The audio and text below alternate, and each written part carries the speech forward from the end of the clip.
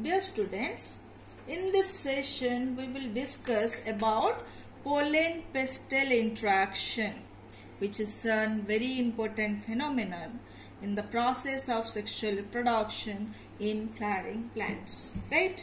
So let me discuss or let me tell you what is pollen pistil interaction. So you know what is pollen grain. Pollen grain are the male gametophyte produced inside the anther, and when the pollen grain gets matured, anther dehisces to release the pollen grain into the environment, right? Then this pollen grain carries the male gamete, or this pollen grain are responsible for production of male gamete. Then what is pistil? Pistil is the female reproductive organ in the flower, right? And pistil consists of, stigma, style and ovary. Stigma is the landing platform for pollen grain. So when pollen grain are released into the environment, somehow they come to land on the stigma. And when they lie on the stigma, right, then that interacts in different mechanism, or there are several processes occur when the pollen grain lie on the stigma, right? So what happens when a pollen grain lie on the stigma of a pistil, that we will discuss in this session, that is known as pollen pistil interaction. Clear? So let me define it. Pollen pistil interaction, this can be defined as all the events, right, from landing of pollen grain on stigma till the pollen tube enters the ovules together are called pollen pistil interaction, right? So that means what? Pollen grain land on the stigma, then it germinates, right, and moves through the style and reaches at the site of ovule and enters into the ovule, because inside the ovule the female gametophyte is present, and inside the female gametophyte the egg is present. So the pollen grain germinates and produces the pollen tube which reaches at the ovule, right? So that process is that all those events, right, starting from landing of pollen grain to the entry of pollen tube into the ovules are known as pollen pistil interaction. Clear? So let me discuss what are these events. So the first event when a pollen grain land on the stigma, right, is recognition of compatible pollen by stigma. That means what? Stigma is exposed to the environment and the pollen grains of different plants are released to the environment. So any pollen grain are free to land on the stigma, on any stigma of any flower. So all those pollen grains which land on the stigma are not suitable for the egg present in the ovule of the pistil, right? So the first event is the stigma has to receive or has to recognize the suitable pollen grain for itself, right? So how it is able to recognize the compatible or suitable pollen grain? Clear? So here what happens, here you see, this is, suppose, a pistil.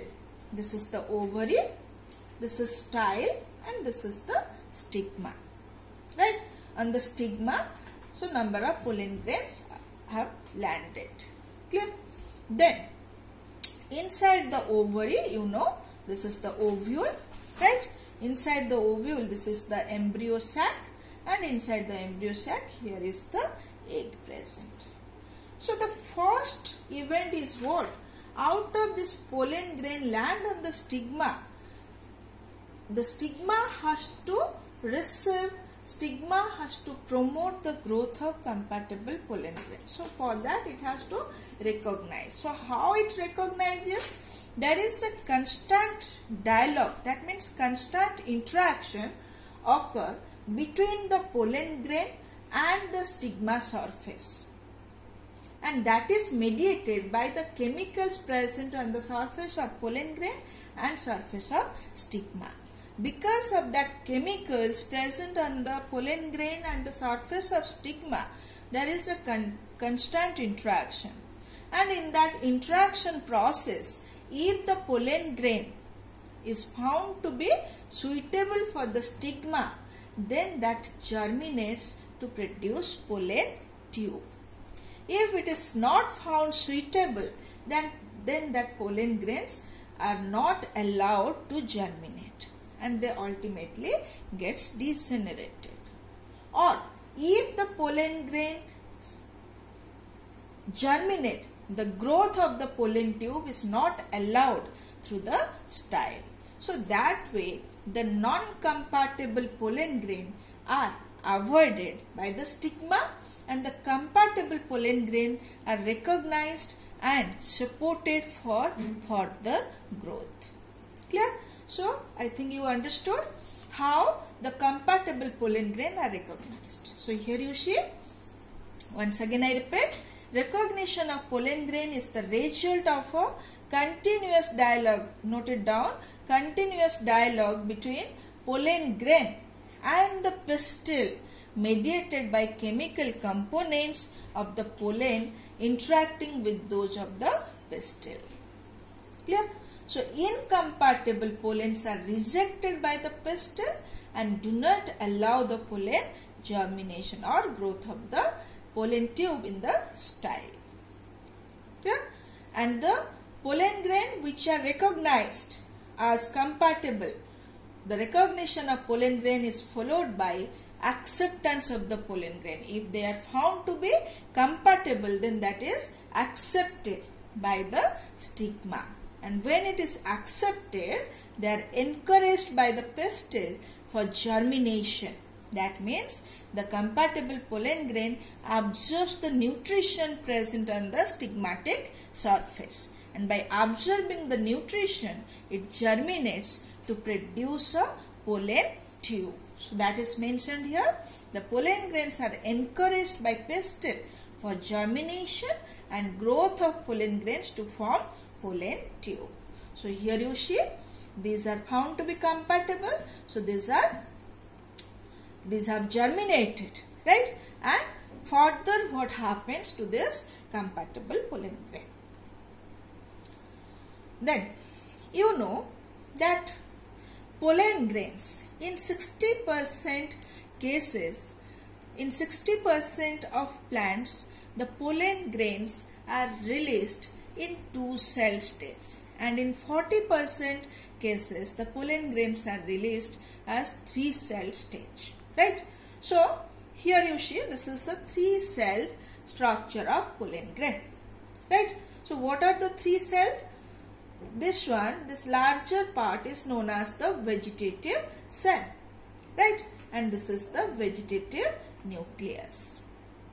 Here 2 small cells are there. These 2 small cells are the 2 male gametes, right? So what happens? The mature pollen grain in 40% plant, what happens? There is a vegetative cell, there is a generative cell. So before releasing, this generative cell divides to produce 2 male gametes. So in a 3 cell stage, the pollen grain consists of vegetative cell and 2 male gametes. And at this stage, these are released from the plant. So when these are released and come to lie on the stigma, clear? What happens? This germinate to produce the pollen tube. So when it germinates to produce the pollen tube, the content of the cell, that means the vegetative nucleus and the 2 male gametes, migrated to the tip of the pollen tube, right?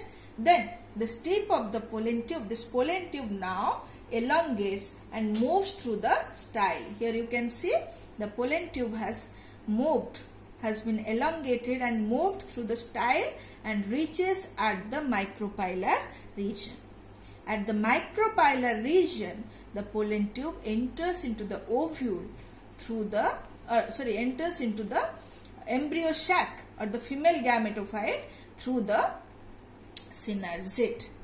So this is the cases of 40% plant where the pollen grain is released in 3 cell stage. Then what about the pollen grain released at 2 cell stage? That means having one vegetative cell and one generative cell. Clear? So in this case what happens, when this 2 cell pollen grain land on the stigma and accepted by the stigma as a compatible pollen grain, then this germinates to form pollen tube. Right? When the pollen tube is formed, then the content are migrated to the pollen tube. So here when the content migrates to the pollen tube, here you see this generative cell here has started to divide. So here the generative cell divides to produce 2 male gametes. Right? So now the vegetative nucleus is here and the 2 male gametes are here. Now it increases, now it elongates like this, it elongates and reaches to the micropylar region. When it reaches the micropylar region, the pollen tube enters into the embryo sac through the synerzid. Right?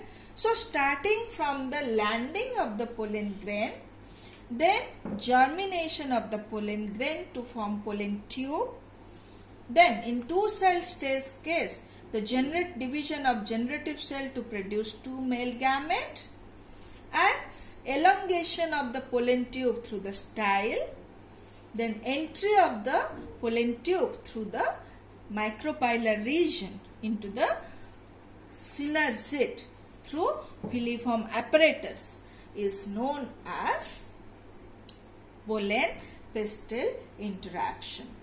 Clear? So this is about pollen pistil interaction.